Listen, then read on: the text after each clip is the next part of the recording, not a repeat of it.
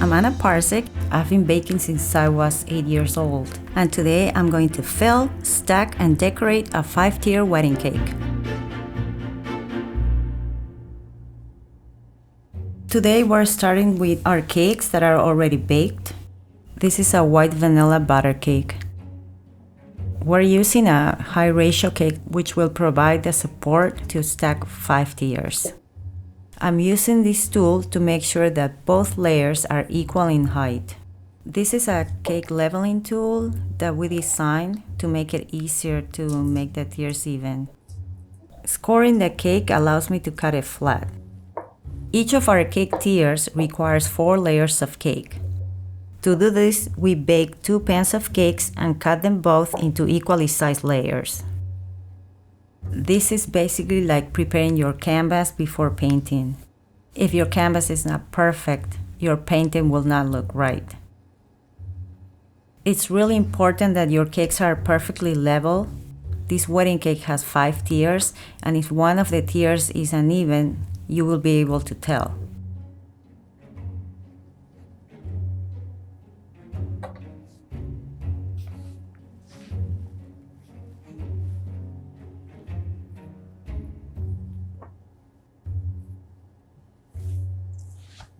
Here are the 4 evenly cut layers. The next thing we're gonna do is fill the layers. The first thing I'm going to do is put buttercream on my board to hold the cake tier in place. This is a traditional vanilla buttercream. This is a simple syrup to keep the layers moist. The boards support not only the tier itself, but the tier that will be stacked on top of it via wooden dowels. I'm putting a ring of buttercream around the outside of the cake. I'm going to fill it inside with the strawberry mousseline.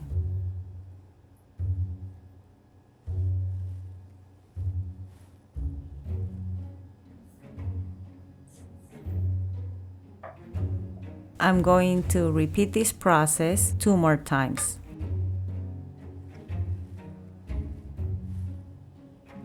On the second tier, I'm just going to use our vanilla buttercream.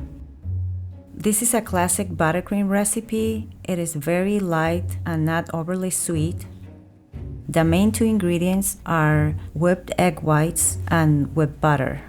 It is important to use a butter-based buttercream which has the ability of staying soft while at room temperature, which allows me to shape it well to create a smooth surface, and also will get hard when refrigerated.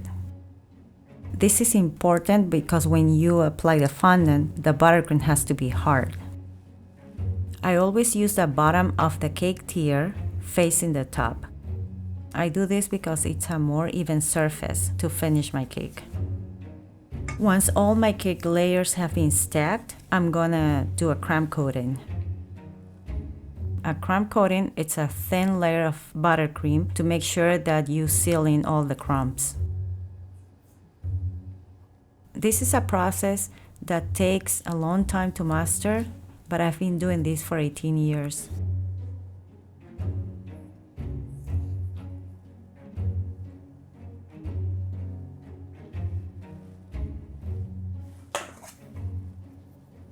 To make sure that none of the crumbs are showing through, I apply another layer of buttercream. This also helps with the structure of the cake. I keep leveling the cake with my offset spatula, but it's a very soft touch, and I keep rotating the cake to make sure that I make as evenly as possible.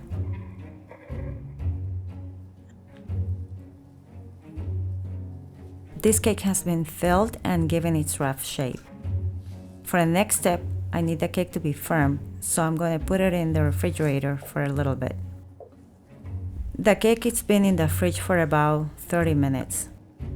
It is now firm enough for me to give it its final shape. To do this, I'm going to add a little bit more buttercream. I'm doing this just to correct any imperfections.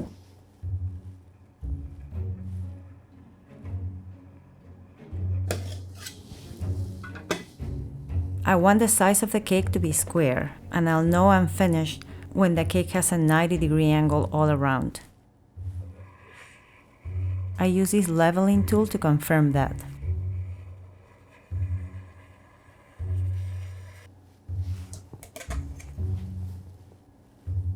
This is our cake tier that has been filled and finished in buttercream. Now we're going to apply the fondant. We use fondant to cover our cakes. Fondant is a sugar-based paste. First, I sprinkle a generous amount of confectioner's sugar on my table, and I will start rolling it out. I want to make sure that it's circular and even, so I'm rolling it out in every direction. You can do so much with fondant. You can mold it, paint on it, can make flowers. This cake tier is 9 inches in diameter and about 5 inches high, so I'm looking for a piece of fondant that is about 19 inches. I roll the fondant into my rolling pin, and then I'll unroll it onto the cake. Once on the cake, I will start smoothing it out. I'm using these tools. They are called fondant smoothers. They basically act as my hands. Once I apply the fondant onto the cake, I smooth it out to make sure that I don't have any air bubbles. I don't want to leave any dents on the cake. To be successful in this step, your cake has to be very cold. I know it looks easy, but it's very difficult to master this step. One of the reasons people fail is because their cake is soft.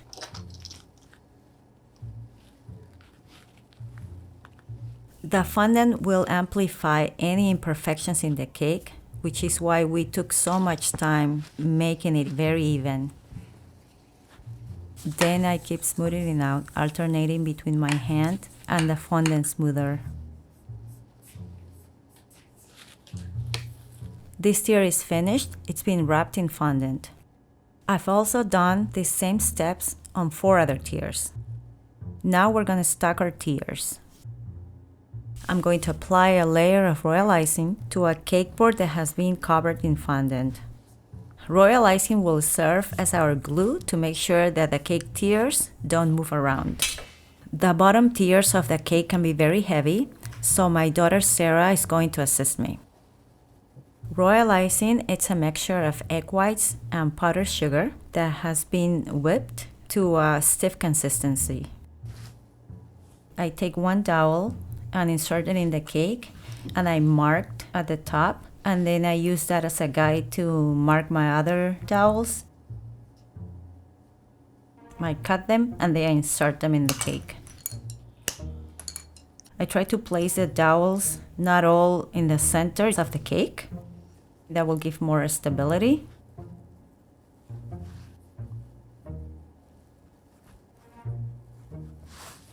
After I insert the dowels, I put another thin layer of royal icing,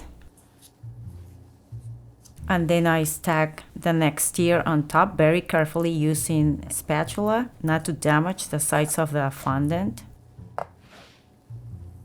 Every time I stack a tier on top of each other, I use a bubble level to make sure that the tiers are perfectly even.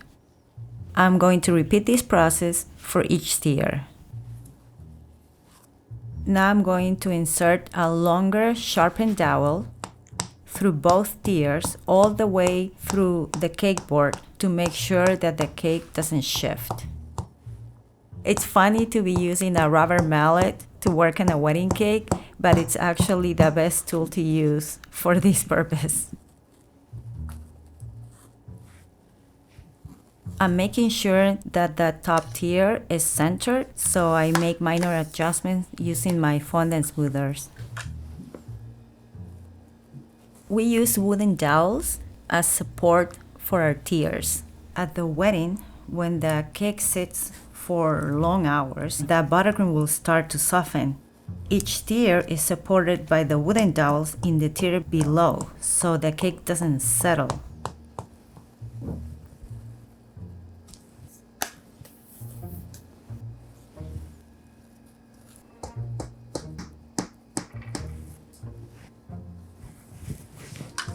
The last dowel goes straight through the middle of the top tier. After I insert the last sharpened dowel, I cover the little hole with a piece of fondant and then smooth it out. All the cake tiers have been stacked and the dowels have been inserted. Now we're going to start decorating. First, we're going to add our borders. I have my 50-50 gum paste fondant mix. The reason I use a 50-50 mix for the borders, the addition of gum paste helps border retain its shape while molding it. Because some fondant is really soft and gum paste, it's a stronger paste. And I'm just pressing with my rolling pin to make sure that I get the impression. I smooth it out flat against the edge of the mold. I'm going to put this border on the bottom tier. I like using the widest border at the base. I make my own molds. A lot of my molds are actually trims from dollhouse catalogs. This helps me differentiate myself because they keep my cakes unique and they are not the standard presses that you might find commercially. This cake has 3 different types of molds, but the process is the same for all of them.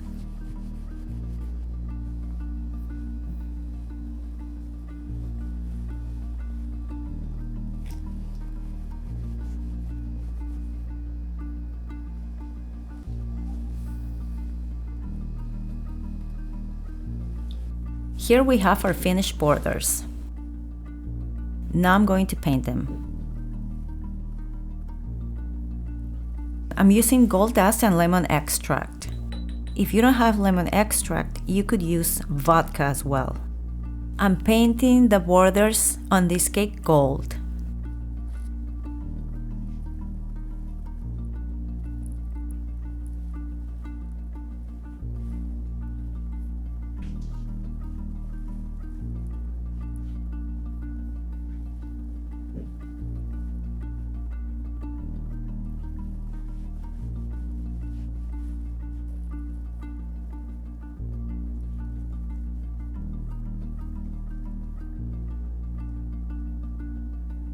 After we paint them, these borders will be dry in a couple of minutes. The alcohol will evaporate very quickly.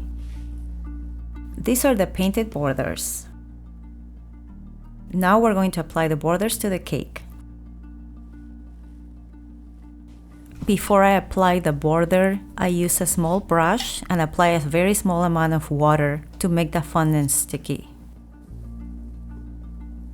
The borders on the cake can be very long, so Sarah's gonna help me apply them.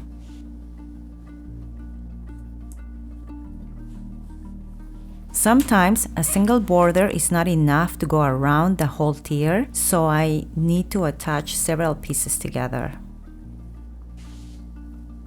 I try to put the border seams in the back of the cake so they are not as noticeable. Most of the times a cake has a back and the front, unless specifically the client has told you that the cake will be in the center of the room. I decide what the front of the cake will be. If I'm doing some pipe work, I try to do the nicest piping work or the biggest area that is being decorated in the front.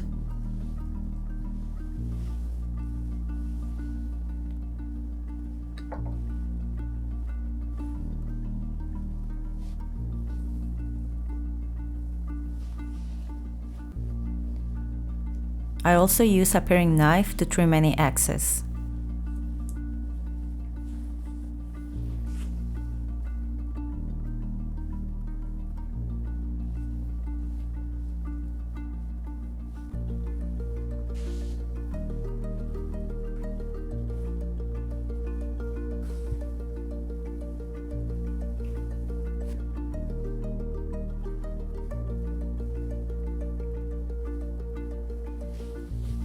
Here's the cake with the borders attached. The next step is piping.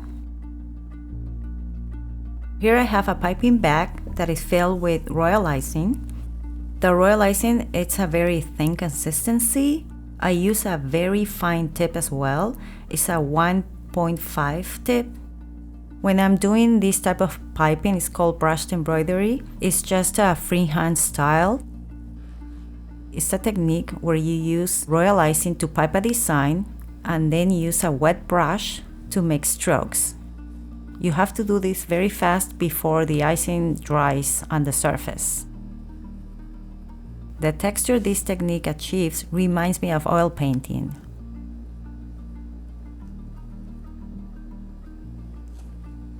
I really enjoy using this technique because it reminds me of my background in the fine arts. It's just like drawing and painting. My designs vary, but I always draw inspiration from the weddings, whether it be a beautiful lace from the bride's dress, the invitations, or sometimes even the moldings at the venue. A lot of people use templates or draw the design on the cake before piping, but I find that I do my best work when I do it freehand, because that allows me to be organic with my designs.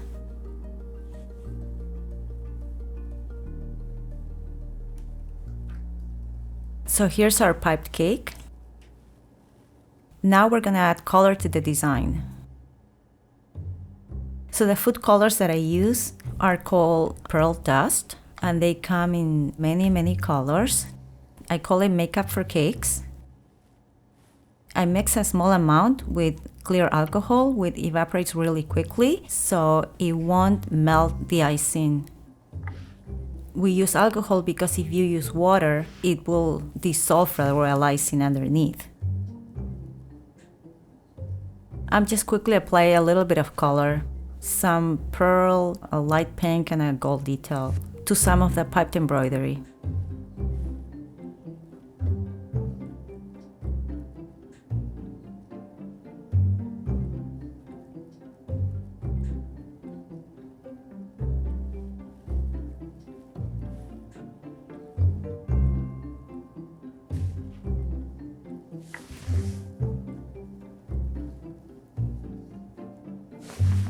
This is a painted cake. So now we're gonna make our decorations. We're using the same mix, 50-50 fondant and gum paste.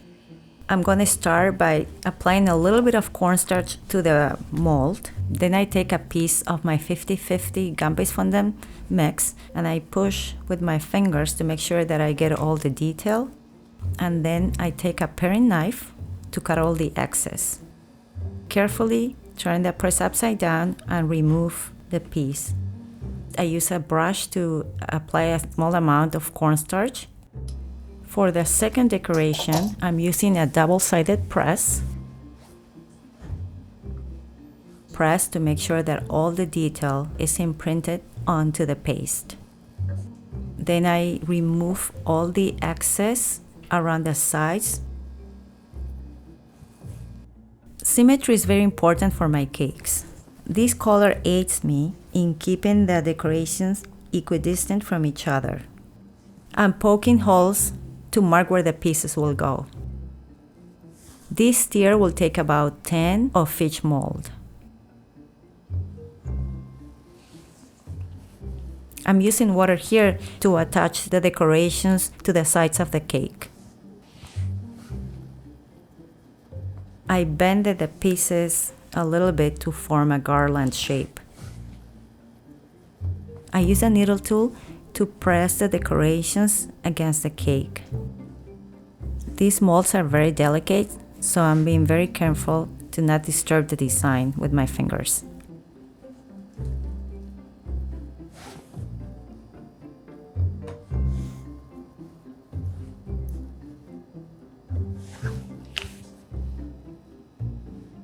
Now I'm adding the lace pieces in between the garlands.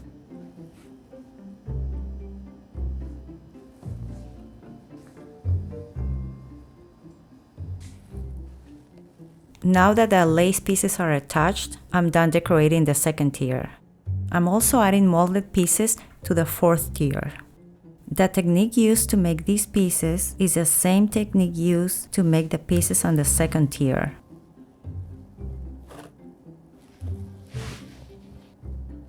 I use royal icing as a glue for these pieces. Because there's less surface area, they might fall off if I just use water. I'm also going to use royal icing to pipe some stems between the decorations.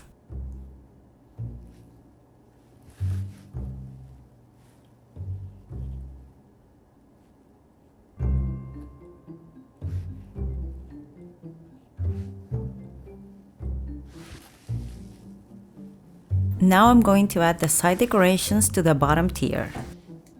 For this tier, I have a general idea of where I want the decorations to go, but what I'm really trying to achieve is to place them to create balance.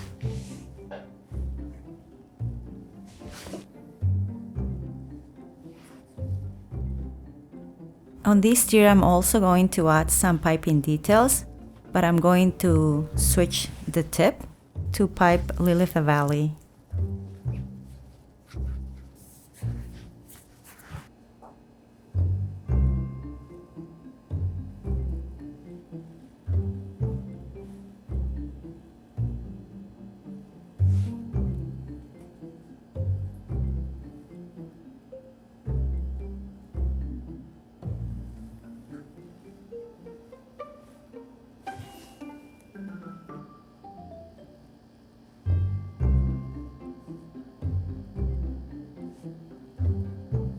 I've attached all my molds and finished my piping.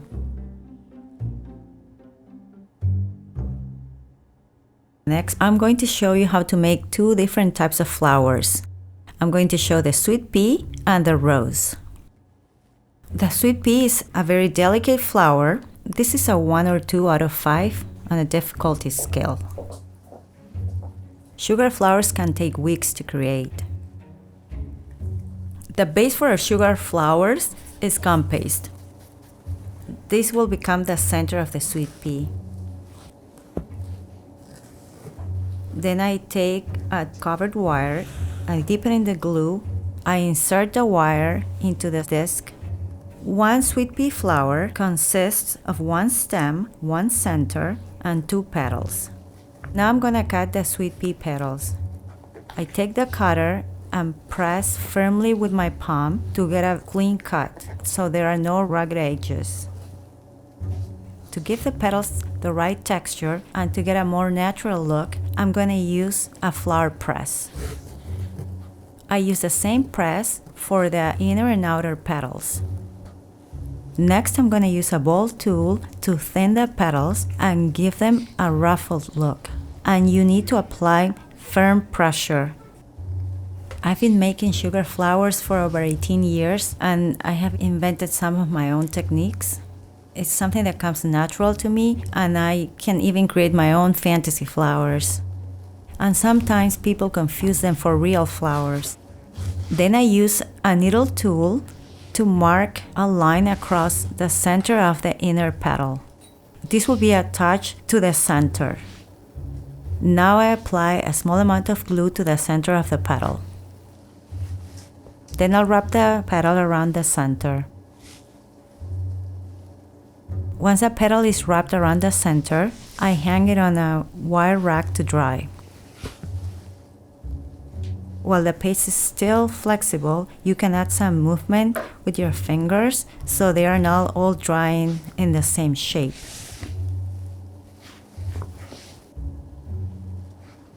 I'm also going to score the outer petal. Apply a small amount of glue. Once the inner petal has dried, we can attach the outer petal. I try to make them each unique. Just as in nature, not two flowers are the same. Now I can put the flower upright in a former to dry. Well, now comes the fun part, which is the coloring of the flowers.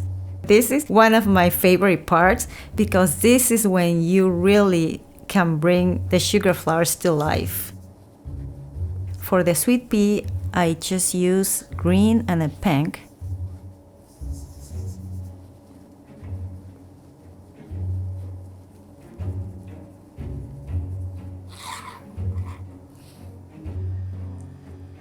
I'll then attach 3 to 5 of these flowers to complete one stem. I use a non-toxic floral tape. This is a finished sweet pea. Now I'm going to show you how to make a rose. The rose is probably a 4 or 5 on a difficulty scale. If you can master the rose, you can probably make any flower in sugar. I take a small piece of gum paste, form into a ball, and then I use my palms to shape it into a cone. This rose has 4 different layers and a calyx. Then I take an 18 gauge wire and use a plier to make a small hook at the end.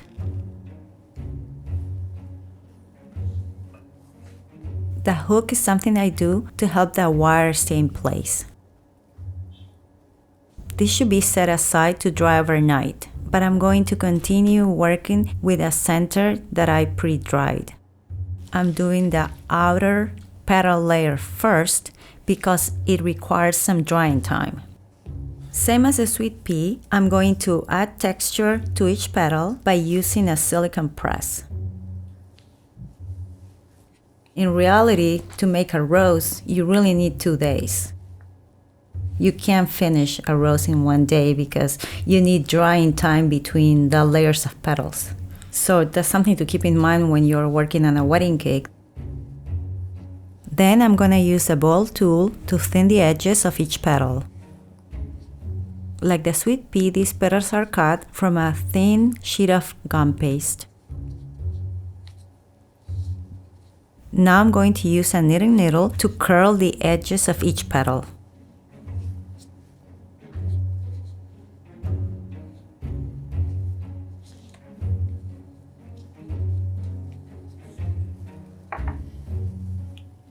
Now place the petals upside down on spoons to dry. This is the second layer. It's the same process. I thin the edges with the ball tool. Third layer.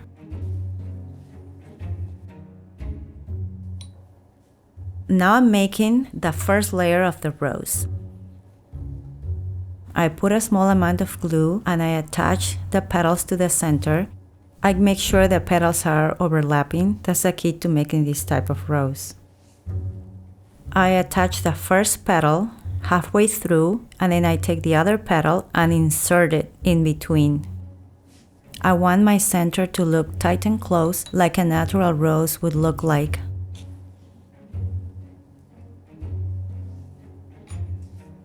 Even though this is a simple rose, it's still very complicated. This curl is much tighter than the outer layer.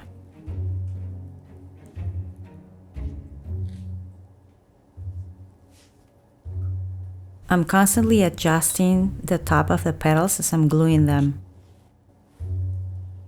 Now it's time to add the third layer. As you can see, these petals are a little firm, but it's still very pliable.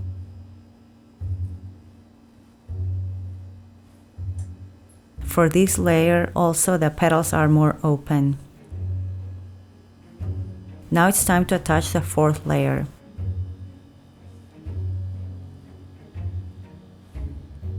And as I attach it to the center, you can see that the flower is starting to take shape.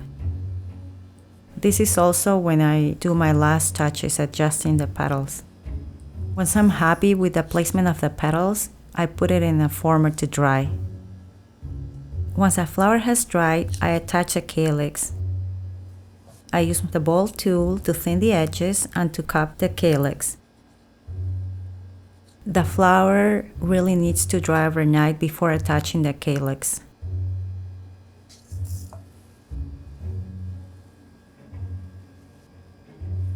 The last step we'll do is tape the stem and dust the flower. For this rose, I'm using green floral tape. I really think a little touch of magenta brings this flower to life.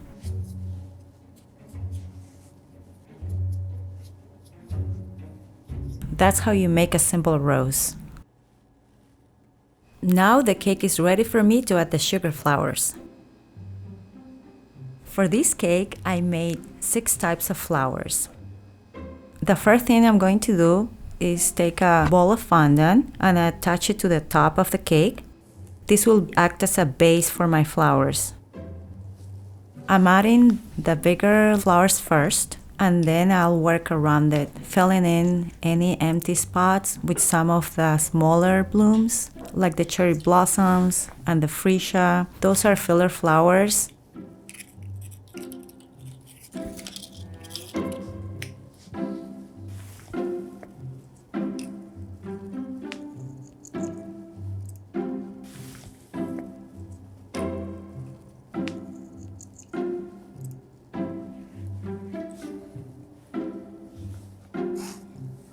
Once I'm done with the top of the cake, I use the remaining flowers to fill in the bottom tiers.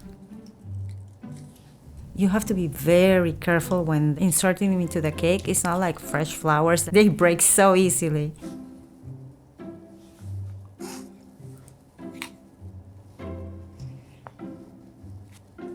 While I'm attaching the flowers to the cake, I'm constantly stepping back and looking at my cake from different angles to make sure that it's balanced, not only with the different types of flowers, but also in terms of color.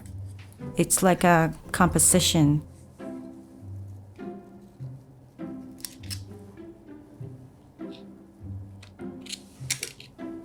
This is a cake with all the sugar flowers on it.